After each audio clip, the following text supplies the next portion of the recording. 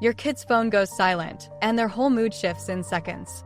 That tiny, invisible shift is quietly rewiring their sense of safety and your connection with them, whether you see it or not. But the standard advice we get about monitoring their devices actually pushes them further into isolation. By the end of this, you will know exactly how to spot what's really happening and guide them through it with total calm. It is rarely a dramatic, movie-style breakdown when a child is being targeted online. It is the subtle stuff that slips right past us. It is the kid who used to text furiously under the dinner table suddenly sliding their phone into their pocket and staring blankly at their plate. It is the sudden, unexplained dread about Monday mornings, or the way they physically flinch when a notification chimes. Most parents never notice this because we are looking for the loud, obvious signs. We expect tears, or anger, or a direct plea for help. But what happened next surprised even me when I started researching this with child psychologists. The kids who are hurting the most online are often the ones who look completely fine offline. They become masters of camouflage. They might even laugh about it in front of you, minimizing the cruelty, because they have learned that showing pain only makes it worse. This brings us to the part most parents miss. We naturally assume that if our child is being targeted, they will run to us for comfort. But think about what would happen if you told them the standard advice. The standard advice is usually to tell you who it is, so you can call their parents and take the phone away until it is sorted.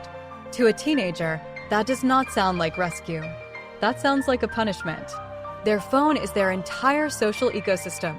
It is how they know what is happening, who is friends with whom, and where they belong in the social hierarchy. Taking the phone away because someone was cruel to them feels like amputating their lifeline just because they got a paper cut. So, they stay silent.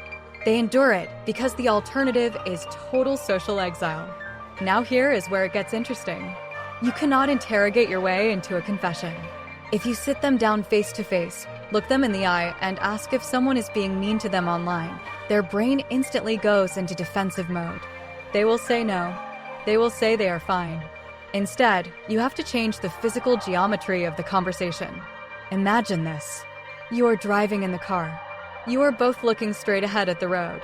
Or maybe you are walking the dog or folding laundry side by side. When you remove direct eye contact, the pressure drops. You do not ask about them directly. You talk about a hypothetical. You say you were reading an article today about how brutal group chats can get when one person gets left out, and it made you think about how stressful that must be for kids their age. And then you just stop talking.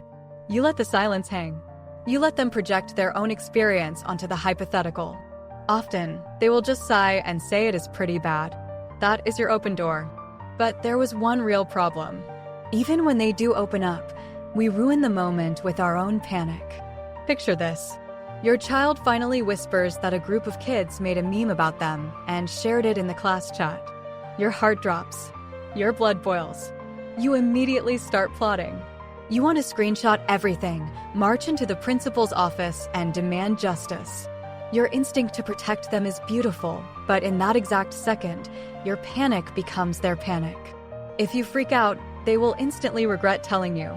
They will think they caused a huge problem and should have just kept their mouth shut. And this one small shift changes everything. Before you say a single word about fixing the problem, you have to regulate your own nervous system. Take a breath. Drop your shoulders. Look at them with absolute, calm empathy. Tell them you are so sorry that is happening, that it sounds incredibly painful, and that they do not deserve it. Just validate the pain. Do not fix it yet. Just hold space for how much it hurts. Navigating these digital social landmines is exhausting, and the landscape changes every single week. If you want calmer, more confident parenting in a screen-filled world, sticking around is probably the simplest way to stay one step ahead of what your kids are facing. We break down these exact digital dilemmas all the time, so you never have to figure it out alone. Once the initial storm has passed and they feel heard, you have to hand the steering wheel back to them. This is where we usually fail. We want to rescue them so badly that we take over. We call the school, we block the kids, we delete the apps. But when you do the work for them, you accidentally send the message that they are not capable of handling it themselves. Instead, ask them what they think should be done. They might have ideas you have not considered. Maybe they just want to mute the group chat. Maybe they want to change their username and lay low for a week. Maybe they want to block this specific person without making a scene. Let them lead the strategy. Your job is not to be the savior who fixes the digital world. Your job is to be the consultant who helps them navigate it. If you are feeling completely overwhelmed by the sheer volume of apps, games, and social dynamics your child is navigating, you do not have to guess your way through it. I put together a free sample chapter of our Parenting in the Digital Age Guide, and it is linked right below in the description. It breaks down exactly how to set boundaries around these platforms without turning your home into a battleground, and it gives you the exact scripts to use when your kid pushes back. Grab that free chapter from the link below, and it will give you a massive head start on creating a healthier digital environment for your family. But that is only part of the story. Spotting the signs and reacting well in the moment is crucial, but what about the other 99% of the time when nothing is actively going wrong? How do we build a shield around them before the cruelty even starts? This is where the real magic happens. It comes down to anchoring their identity outside of the digital world. Think about it. If a child's entire sense of self-worth is tied to their social media streaks, their follower count, or their rank in a video game, a single cruel comment can shatter their reality. Their foundation is built on sand. We have to help them build a foundation on rock. Imagine this. Your child is deeply involved in something offline where they experience mastery and connection.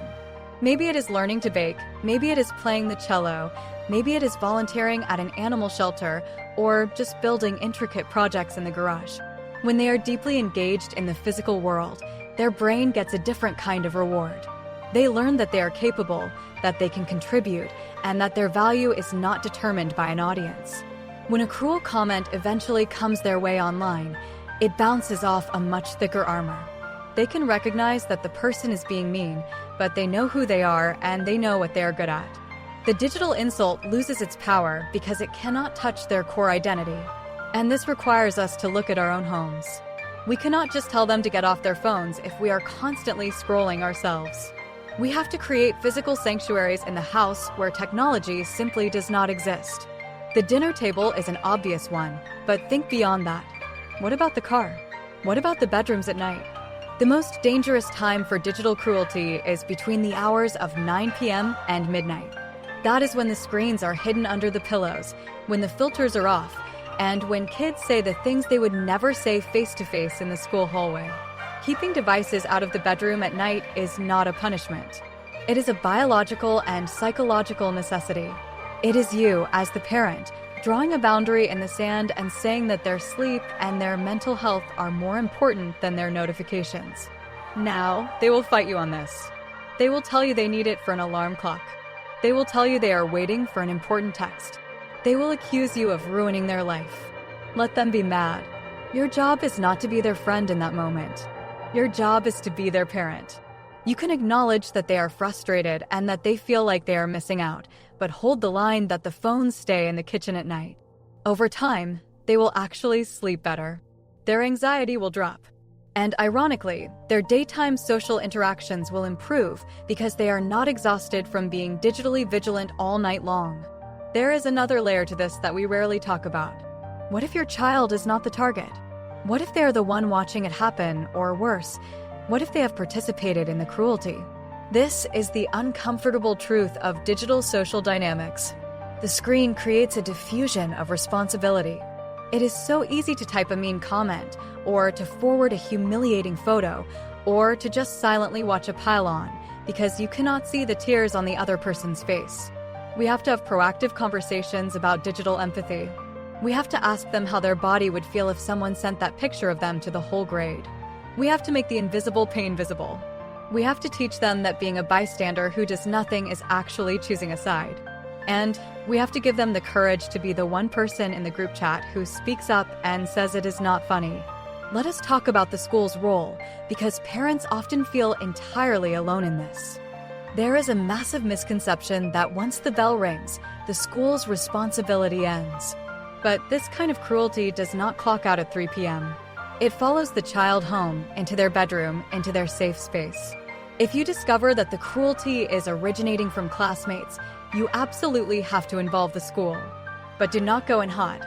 Do not march into the principal's office demanding expulsions. Go in as a partner. Tell them your child is experiencing this, and you know they are seeing the ripple effects in the classroom. Ask how you can work together to address the culture, rather than just punishing the individuals. Schools are often desperate for parents who want to collaborate rather than just litigate. When you approach them with a problem-solving mindset, you are much more likely to get real, systemic change.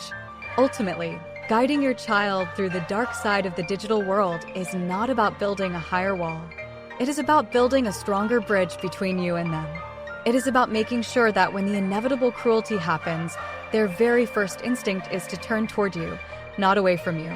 They need to know with absolute certainty that you are a safe harbor, that you will not overreact, that you will not confiscate their lifeline, and that you will not judge them for the messy reality of digital social life. We are raising kids in an era we never had to navigate ourselves, and it is okay to admit that it is hard. It is okay to make mistakes, to react poorly sometimes, and to learn as you go. The fact that you are here, listening to this, means you are already doing the most important work. You are paying attention. What is the one boundary or rule around technology that has actually brought peace to your home? I would genuinely love to hear your story and learn from what is working for your family, so let me know down in the comments.